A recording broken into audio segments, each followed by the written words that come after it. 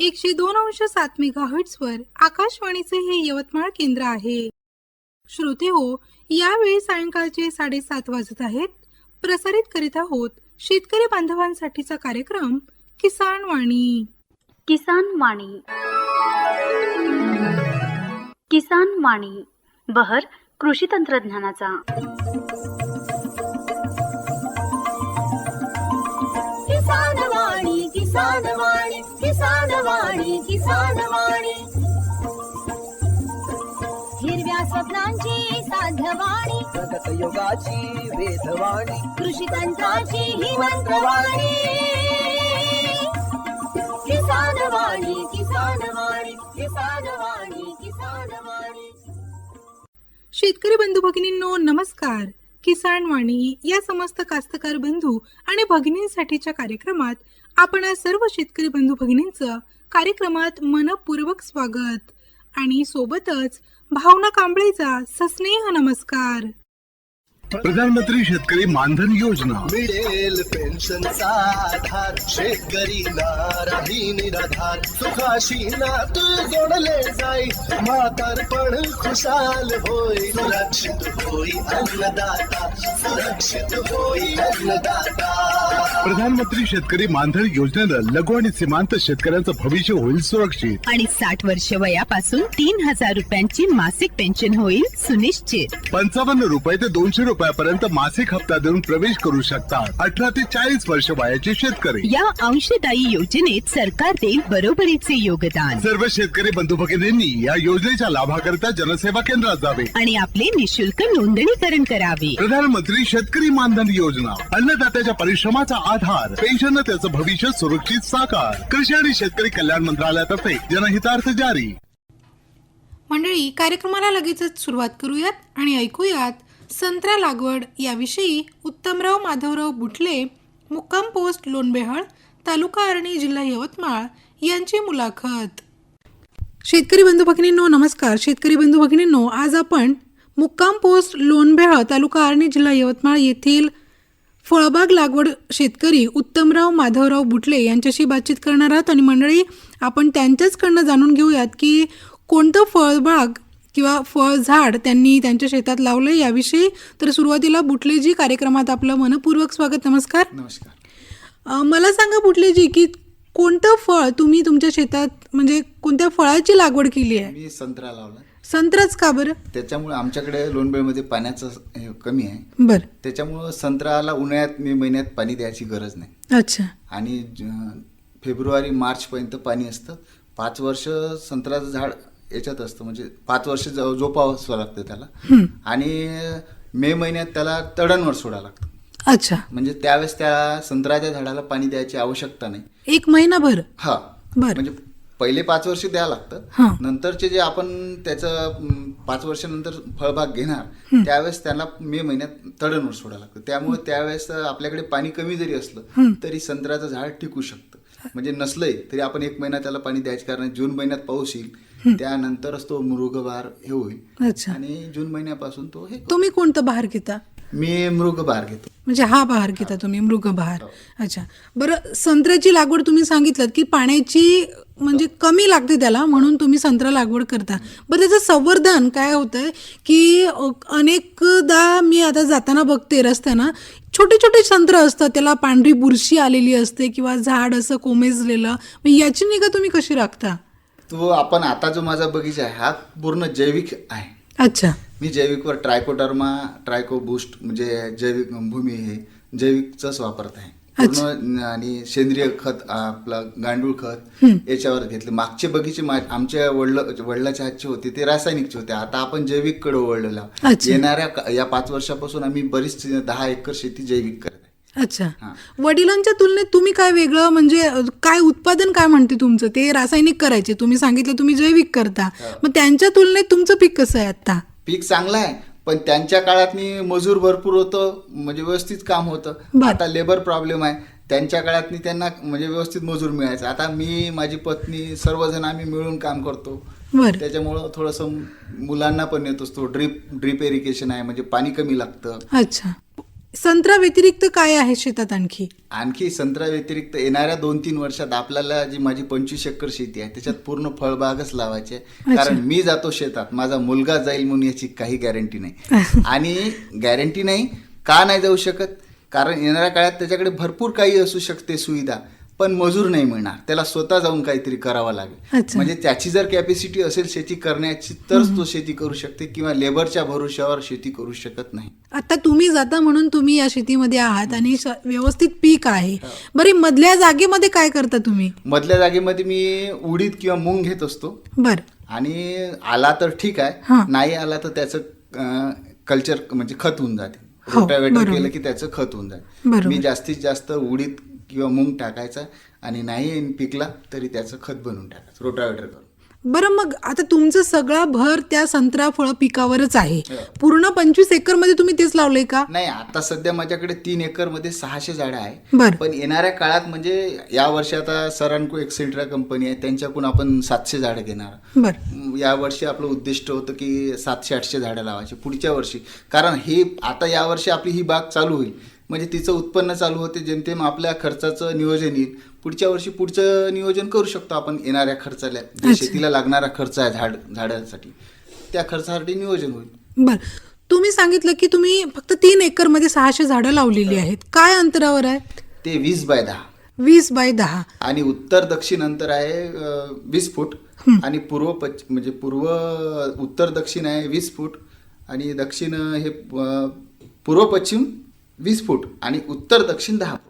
अच्छा, हेच अंतर निवडलं तुम्ही याचं कारण आहे दक्षिणेकडून हवा येते आणि तुमच्या भागाकडे?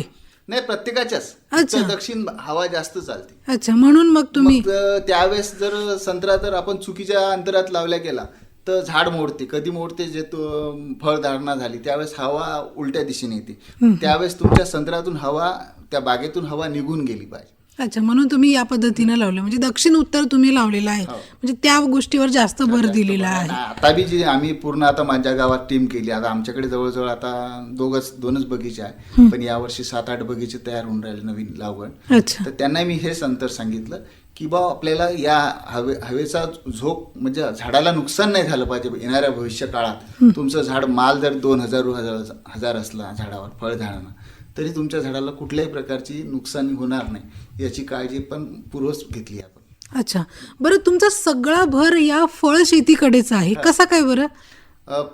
याचं कारण म्हणजे मी आतापर्यंत मागच्या 20 वर्षापासून सोयाबीन, तूर, कापूस हे सर्व घेत आलो. बर. पण त्याच्यातून फारसं काही, म्हणजे काय म्हणते, यवतमाळ जिल्हा हा पांढरं सोनं म्हणतात. बरोबर. पण पांढरं सोनं आहे, पण त्याच्या मागे भरपूर हे आहे. कारण आपल्याकडं सिंचनाची सोय नसल्यामुळे आपण असं बगीच्याकडे जाऊ शकत नाही. आणि प्रत्येक जणाला वाटते बगीच्यात काय, पण जोपर्यंत तुम्ही त्याच्यात 5 वर्ष मेहनत करावी लागते, त्याच्यानंतर 5 वर्षानंतर ते फळ मिळतं. आणि कापूस कसा लगेच टाकला की 3 महिन्यात 100 दिवसात तुमच्याकडे उत्पन्न येत. हे लॉंग टाईम आहे. आणि याच्यामुळे कसं आहे, 20 वर्ष तुम्ही निश्चिंत आहात. 5 वर्ष तुम्हाला काळजी घ्यावी लागते. 5 वर्षानंतर तुमच्याकडे उत्पन्न चालू होते, आणि भविष्यासाठी हा चांगला बिझनेस चांगला हे आहे. बरोबर. तुम्ही सांगितलं की आता तुमच्याकडे 3 एकर आहे, त्या व्यतिरिक्त मग तुमचं उत्पन्न, आता तुम्ही फक्त मृगबहार घेता, बाकी 2 बहार घेत नाहीत तुम्ही. मग इतर वेळी मग तुमचं उत्पन्न कसं निघतं? म्हणजे आर्थिक खर्च जो आहे तुमच्या कुटुंबाचा, तो आता शेतीच्या भरोश्यावर तर एकदम डिपेंड नाही राहता येणार. मग त्यासाठी काय करता? त्यासाठी मग बाकी सोयाबीन आणि कॉटनही लावतो थोडाफार. अच्छा. जेवढा जमेल तेवढा, 4 एकर 5 एकर जसं आहे. आणि सोयाबीन तूर घेतो. मागील म्हणजे 20 वर्षापासून आपण सोयाबीन तूरचा पॅटर्न व्यवस्थित वापरत आहोत. पण मागच्या 2 वर्षापासून आमच्या सर्कलमध्ये पाऊस जास्त होत आहे. आम्ही जंगल एरियात असल्यामुळे पाऊस जास्त होत आहे.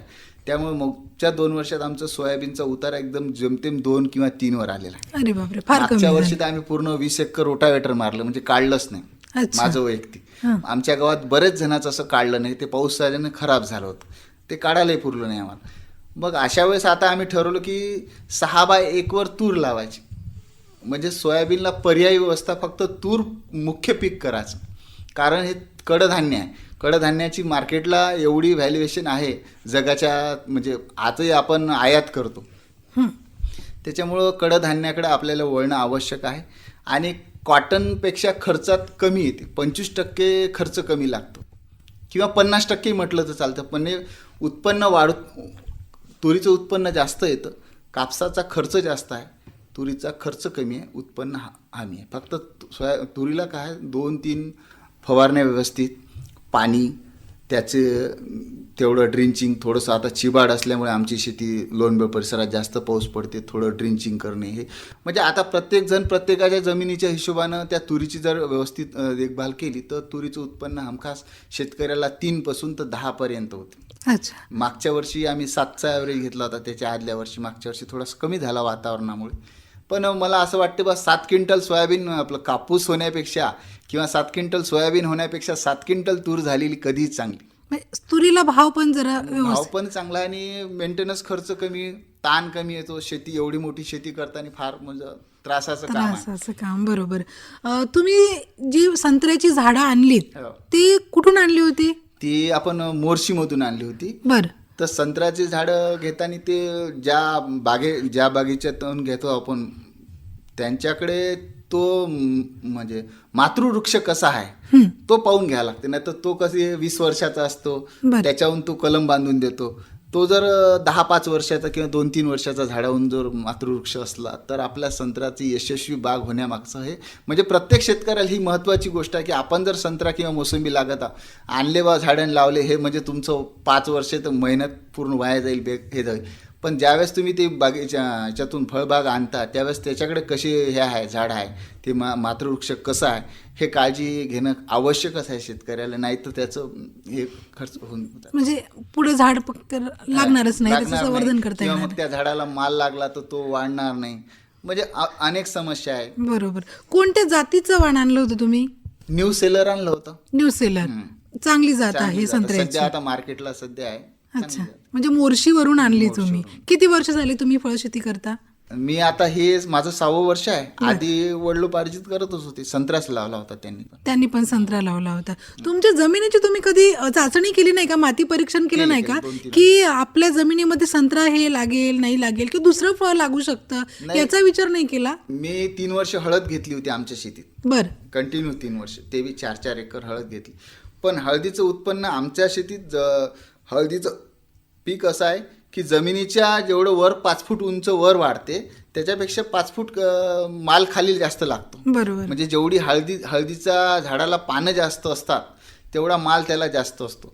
पण नेमकं आमच्या शेतात ते चिबाड असल्यामुळं म्हणजे माती योग्य नसल्यामुळं त्या हळदीला उत्पन्न जमीन तेवढीच हे नसल्यामुळं मग ते काय झाड वाढायचं पण हळदीचा खालचा हे ॲव्हरेज नाही यायचा, उतारा नाही बसायचा. मग आपण कंटिन्यू 4 वर्ष हळद घेतली की हळदीनं जमीन चांगली होती बा, सुपीकता वाढते म्हणून आपण 4 वर्ष कंटिन्यू 2-3 एकर हळद घेतली. पण त्याच्यात फारसा काही रिस्पॉन्स आला नाही म्हणून आपण हळद सोडून म्हणजे हे केली, बंद केली आता हळद. आणि कापूसही बंद केला. फक्त आता आपलं उद्दिष्ट एकच आहे येणाऱ्या काळात की आता माझा बगीचा पाला लोक म्हणजे आमच्या शेतातले शेजारी म्हणे आपला म्हणजे बगीचा येतात का बा, रोयाचा त्रास होतात कारण उन्हाळ्यात त्याला हरणं खातात. कारण आम्ही जंगली एरियात असल्यामुळे उन्हाळ्यात ड्रिपचं पाणी असलं की ते झाड हिरवगार होतात. त्याला मग हरणाचे ते छोटे छोटे बछडे येतात, ते त्रास देतात, रोही त्रास देतात. अशा त्या 5 वर्ष म्हणजे संत्रा घेणं म्हणजे काळजी, म्हणजे मुलासारखी काळजी घ्यावी लागते संत्र्याची, झाडांची कोणत्याही झाडाची झाली घ्यावं लागते. त्यावेळेस ते नंतर तुम्हाला ते फळ देणारच, यात काही शंका नाही. बरोबर. खूप मोठा निर्णय घेतला तुम्ही की पारंपरिक शेतीपेक्षा त्या फळशेती करायचा. पुढे काय ठरलंय तुमचं? की मला वाटतं की आपण एखादी फळशेती जेव्हा घेत आहोत तेव्हा त्या फळांवर सुद्धा आपल्याला प्रक्रिया करून एखादं प्रोसेसिंग युनिट तयार करता येते, हा विचार नाही केला तुम्ही? आहे तसा. पण आता कसं आहे, जोपर्यंत आपली बाग तयार होत नाही. आता मी माझ्या गावातनी यावर्षी टीम तयार केली 7-8 जणांची. जवळजवळ आम्ही आता 3000 झाडे लावणार. आता सध्या माझ्याकडे म्हणजे माझा बगीचा लावला त्यावेळेस एकही झाड नव्हतं गावात. आता जवळजवळ 2-2.5 हजार आहे. आता यावर्षी पुन्हा 2-2.5 झाडं पहिली लागवण आहे त्यांची.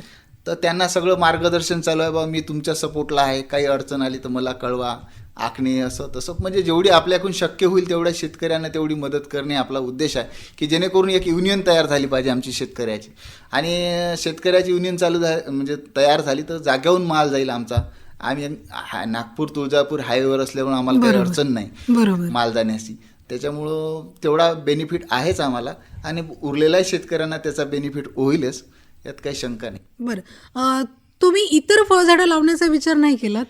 इतर फळझाडं आंबा लावण्याचा विचार आहे, कारण आपल्याकडे पाणी भरपूर नसल्यामुळे आपल्याला संत्रा मला व्यवस्थित वाटतो, आंबा आणि संत्रा. अच्छा आणि मोसंबीला उन्हाळ्यात पाणी द्यावं लागतं. अच्छा, म्हणून मग ते पाण्याची थोडंसं समस्या आहे. पाण्याचं सगळं नियोजन करून आता माझं या वर्षीचं प्लॅनिंग आहे की 100 बाय 100चं शेततळं घेणे आहे, अच्छा ते मल्चिंगवालं. कारण भविष्यात एवढे मोठे आपल्याकडे 3-4 हजार झाडं राहील, त्यावेळेस त्याला पाणी कुठून द्यायचं, असं जर दुष्काळाचं वर्ष आलं नाही, मल्चिंग असेल तर पाणी थोडं कमी लागतं. थोडंसं कमी लागेल. बरं, तुम्ही बोलताना सांगितलं की तुमची जमीन चिबड आहे, तर चिबड जमिनीचं काय होतं की आपण जर इरिगेशन थोडंसं कमी केलं तर ते चिबडपणा निघून जातो किंवा निचरा केला, तर तुम्ही काही करत नाहीत का? मी मागच्या 2 वर्षात म्हणजे 2016 मध्ये एक विहीर खोदली होती माझ्या शेतात. बरं, त्या शेतातला जेवढा मुरुम निघाला, म्हणजे त्या विहिरीतला जेवढा मुरुम निघाला ते मी जवळजवळ प्रत्येक असा लेवल करून शेतात टाकला. ट्रॅक्टरनं तो घेतला, JCBच्या साह्यानं तो पूर्ण असा लेवल केला. त्यानं थोडासा चिबाडपणा जमिनीतला कमी होऊन जातो मुरुमानी. आणि तुम्हाला ज्यावेळेस ट्रॅक्टरने किंवा बैलाने त्याच्यात कोळपणी करणे आहे, बाकी काही कामं करणे आहे, तर त्यावेळेस तो थोडंसं सॉफ्ट होऊन जातो. नाही तर मग अशी कडक येते उन्हाळ्यात, पावसाळ्यात अशी चिकट येते. अच्छा, म्हणजे तुमची जमीन काळी आहे? काळी आहे, थोडी वरचा लेवल आहे, खाली चिबाड असले. म्हणजे आमच्या लोणबेळमध्ये सच्छिद्रता नाही आहे, म्हणून आमची लेवल कमी आहे. मूळ उद्देश मी तिथपर्यंत शोधलं की आपल्या जमिनीत एवढं पाणी पडून बा उन्हाळ्यात पाणी कार आहे की आमच्या जमिनीत एवढं पाणी येते भरपूर, म्हणजे जंगल एरिया असल्यामुळे, पण आमच्याकडे स्टॉक नाही आहे. कारण आमच्या जमिनीत खाली खडक आहे, त्याची लेअर अछिद्र आहे. सच्छिद्र जर असती तर ते मुरलं असतं पाणी, पाणी मुरलं असतं, ते पाणी आम्हाला वाहून जात असेल. पाणी वाहून जातो. आणि ज्यावेळेस तो पाऊस पडतो जुलै, ऑगस्ट, सप्टेंबर, त्यावेळेस मग आमचं जे पीक चांगलं असतं ते थोडंसं खराब होतं, म्हणजे त्याची अवस्था थोडीशी मायनसमध्ये जाते. अच्छा, लोणबेळला राहता तुम्ही, तिकडनं थोडंसं दूर गेलं की मला वाटतं धनोड्याची ती नदी आहे, मग या नदीचा उपयोग तुम्हाला शेतीसाठी नाही करता येत का? सध्या तर नाही करता येत. आता जे धरण होईल त्याच्यावर चालू आहे मागच्या 20-25 वर्षापासून. त्याचं जर लिफ्ट इरिगेशन आलं तर आम्हाला निश्चितच त्याचा फायदा होईल, यात काही शंका नाही. पण माझं म्हणणं आहे की तो काय म्हणतो 20 वर्षापासून जो प्रकल्प चालू आहे त्याला अजून वेळच लागेल, अजून त्याला 5 वर्ष लागेल, म्हणजे 25 वर्ष. मग 25 वर्षापर्यंत आपण असंच जर म्हटलं की बा नाही येईल प्रकल्प मग आपलं होईल, त्याच्यावर नाही चालेल ना. त्याच्यामुळे आपल्याला आपलं काहीतरी आपल्या मुलाबाळासाठी, येणाऱ्या भविष्यकाळासाठी, आणि आपण जर कुठेतरी पाऊल टाकल्याशिवाय समोरचाही टाकत नाही. बरोबर. पुढे इतर, आता तुम्ही फळशेती करता, इतर शेतकऱ्यांना जाता जाता काय सांगाल की त्यांनी या शेतीकडे वळायला पाहिजे का? वळायलाच पाहिजे. मी तर प्रत्येक शेतकऱ्याला म्हणून की ज्याच्याकडे 20 एकर शेती आहे त्याने 5 एकर फळबाग लावणे आवश्यकच आहे. मी असं म्हणत नाही की मी संत्रा लावला म्हणजे तुम्ही संत्रा लावा. तुम्हाला जे पीक म्हणजे जे झाड सुटेबल होईल बा, फणस होईल, आंबा होईल किंवा कोणाला दुसरं काही होईल, जे जे तुमच्या हिशोबाने झाड, कोणी सागवान लागू शकते, ज्या प्रत्येकाची आवडीनुसार तुम्ही तुमच्या जमिनीत 1/4 तरी फळबाग असावी असं माझं प्रत्येक यांना आहे. यवतमाळ जिल्ह्यातनी तर आवश्यकच आहे, कारण यवतमाळ जिल्ह्यात हा कोरडवाहू पट्टा आहे. बरोबर. त्याच्यामुळं प्रत्येकानं जर घेतलं तर आवश्यकच होईल. आणि म्हणजे असं म्हणाले कॉटन सिटीपेक्षा ऑरेंज सिटी झाली तर फार बरं होईल बा, असं मला वाटते. तर बुटलेजी, आज आपण इथे आलात आणि आमच्याशी संत्रा लागवड, जो तुमचं अगदी आवडतं फळ आणि फळझाड आहे, त्याविषयी अगदी मनमोकळेपणे बातचीत केली. त्याबद्दल मी आकाशवाणीच्या वतीने आणि ऐकणाऱ्या सर्व शेतकरी बांधवांच्या वतीने आपले आभार मानते आणि आपला निरोप घेते. धन्यवाद. नमस्कार. शेतकरी बंधू भगिनींनो, आताच आपण संत्रा लागवड याविषयी उत्तमराव माधवराव बुटले, मुक्काम पोस्ट लोणबेहळ, तालुका आर्णी, जिल्हा यवतमाळ यांची भावना कांबळे यांनी घेतलेली मुलाखत ऐकलीत. हर जोखिम से निकल कर फसल आए, सुरक्षित हो जाए, फसल बीमा से हर किसान अब आत्मनिर्भर हो जाए। संकट के समय प्रधानमंत्री फसल बीमा योजना किसानों के लिए वरदान है। अब सूखा पड़े या बाढ़ आ जाए कोई डर नहीं, अब ओले पड़े या कीट पतंगे फसल खा जाए कोई फिक्र नहीं, क्योंकि हमने लिया है प्रधानमंत्री फसल बीमा। बुआई से फसल कटाई तक हर जोखिम का दावा, न्यूनतम प्रीमियम पर अधिकतम भुगतान का वादा। योजना से हर साल जुड़ रहे हैं 5 करोड़ से ज्यादा किसान। अब आपकी है बारी। नजदीकी कृषि कार्यालय, सहकारी समिति, बैंक शाखा, अधिकृत बीमा कंपनी या जन सेवा केंद्र में स्वेच्छा से करा सकते हैं पंजीकरण। फसल बीमा पोर्टल या फसल बीमा ऐप द्वारा भी कराया जा सकता है पंजीकरण। प्रधानमंत्री फसल बीमा योजना, आपकी फसलों का संपूर्ण सुरक्षा कवच। कृषि एवं किसान कल्याण मंत्रालय, भारत सरकार। शेतकरी बंधू भगिनींनो नमस्कार. मंडळी, कृषीवाणी या दैनंदिन सदरात आज आपण माहिती जाणून घेऊयात तणनाशक फवारताना घ्यावयाची काळजी याविषयी. शेतकरी बंधू भगिनींनो, तणनाशक सोबतचे लेबल नीट वाचून घ्यावे. तणनाशकाच्या शिफारसीत मात्रेत आणि वेळेनुसार फवारणी करावी. उगवणपूर्व तणनाशक चांगली मशागत केलेल्या ढेकळेरहित आणि सपाट जमिनीवर पुरेसा ओलावा असताना फवारावे. उगवण पश्चात तणनाशकाची ढगाळ आणि पावसाळी वातावरण तसेच धुके किंवा पूस असताना आणि कडक उन्हात फवारणी टाळावी. फवारणीसाठी स्वच्छ पाणी वापरावे. सतत एकच एक तणनाशकाचा वापर टाळावा आणि वेगळा पंप ठेवावा. फवारणीसाठी फ्लॅट फयान किंवा फ्लड जेट नोझल वापरावे. फवारणी यंत्राचे अंशीकरण करून घ्यावे. तणनाशक वापरण्यापूर्वी तांत्रिक सल्ला अवश्य घ्यावा. तसेच फवारणी करताना फवारा शेजारच्या शेतातील पिकांवर उडणार नाही याची दक्षता घ्यावी. फवारणीवेळी स्वतः हजर राहावे किंवा फवारणी करणाऱ्यास संभाव्य उद्भवणाऱ्या समस्यांची जाणीव करून द्यावी. शेतकरी बंधू भगिनींनो, रासायनिक तणनाशकांचा अंश व्यवस्थापनासंबंधी उपाययोजना याप्रमाणे. तणनाशकाच्या अतिवापरामुळे भविष्यात तणनाशकाचा अंश या वाढीचा धोका लक्षात घेता जमिनीमध्ये असे अंश वाढू नये यासाठी अनेक उपाययोजना कराव्या लागतात. त्या याप्रमाणे: शिफारशीच्या मात्रेतच तणनाशकाचा वापर करावा. जमिनीत तणनाशकाचा अंश वाढीस आळा घालण्यासाठी वारंवार एकच एक तणनाशक न वापरता तणनाशकांचा आलटून पालटून वापर करावा. एकदा पेरणीपूर्व तर दुसऱ्या वेळी शिफारशीप्रमाणे उगवण पश्चात तणनाशक वापरावे. एकच एक पीक न घेता पिकांची फेरपालट केल्याने पर्यायाने तणनाशक बदलल्यास तणनाशकाचा जमिनीतील अंश कमी होतो. सेंद्रिय खताचा वापर केल्यास जमिनीतील तणनाशकांचे अंश धरून ठेवले जातात. तसेच अधिकच्या सेंद्रिय खतांमुळे जमिनीतील सूक्ष्म जीवजंतूचे प्रमाण सुद्धा वाढते. जमिनीची खोल नांगरणी केल्यास जमिनीच्या थराची उलथापालथ होऊन वरचा जास्त अंश असलेला थर अशा मशागतीमुळे खोल जातो आणि तणनाशकाच्या अंशाचा पिकांवर प्रतिकूल परिणाम दिसून येत नाही. कुठल्याही पिकातील वेळेत आणि एकात्मिक पद्धतीने तण व्यवस्थापन करणे अतिशय महत्त्वाचे आहे. एकात्मिक तण व्यवस्थापनामध्ये शेतीच्या मशागत, जांभूळवाही, प्रमाणित बियाण्यांचा वापर, वाणाची योग्य लागवड, पिकाची फेरपालट, संतुलित खतांचा वापर, आवश्यकतेनुसार डवरणीच्या आणि निंदनाच्या पाळ्या या सर्व बाबींचा कटाक्षाने अवलंब केल्यास कमी खर्चात तण व्यवस्थापन शक्य होते. आताच सांगितलेल्या बाबींचा वापर करून तण व्यवस्थापन न झाल्यास सर्वात शेवटी रासायनिक तणनाशकाचा वापर करावा.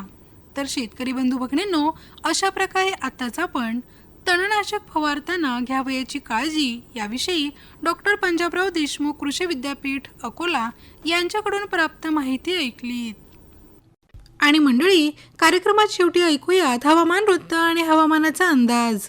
गेले 24 तासातील पर्जन्यमान: कोकण, गोवा आणि मध्य महाराष्ट्रात काही ठिकाणी जोरदार ते खूप जोरदार तर तुरळक ठिकाणी अतिवृष्टी झाली.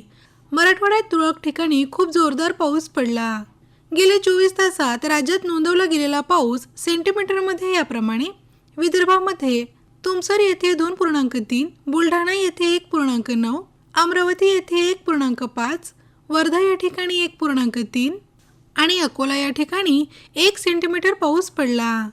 पुढील हवामानाचा अंदाज याप्रमाणे: कोकणामध्ये बहुतांश ठिकाणी तर मध्य महाराष्ट्रात तुरळक ठिकाणी आणि मराठवाडा तसेच विदर्भात बऱ्याच ठिकाणी पाऊस पडण्याची शक्यता. तर शेतकरी बंधू भगिनींनो, हा होता हवामानाचा अंदाज आणि हा अंदाज आपणास प्राप्त झाला होता भारतीय हवामानशास्त्र विभाग पुणे यांच्याकडनं. आणि मंडळी, आता वेळ झाली आहे कार्यक्रमाची सांगता करण्याची. भेट तर आहेच पुढील कार्यक्रमात. तोपर्यंत भावना कांबळेला अनुमती द्या. नमस्कार. माहितीचं वावर किसान वाणी.